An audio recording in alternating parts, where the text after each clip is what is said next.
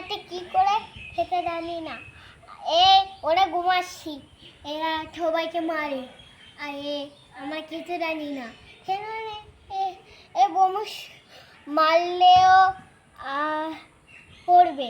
আচ্ছা, দূরে দূরে মারলে পড়বে। তারপর তারপর তারপর ছুটি হয়ে গেলে ঢিঙ্কালারা নাচ করবে।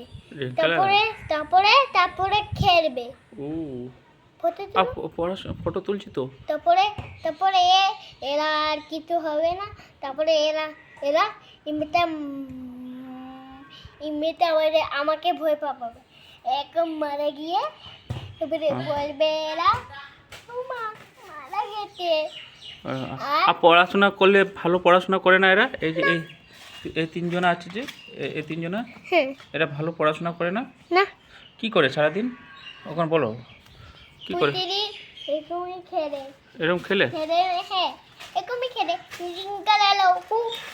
তারপরে এরা নাকি আদিবাসী? আমাদেরকে বোকা বানাবে।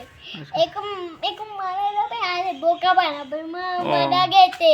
এরকম নাটক করে না? হ্যাঁ, আবার প্রতিদিন লুকাবে আর আমাকে খুঁজতেই হবে। খুঁজবে না?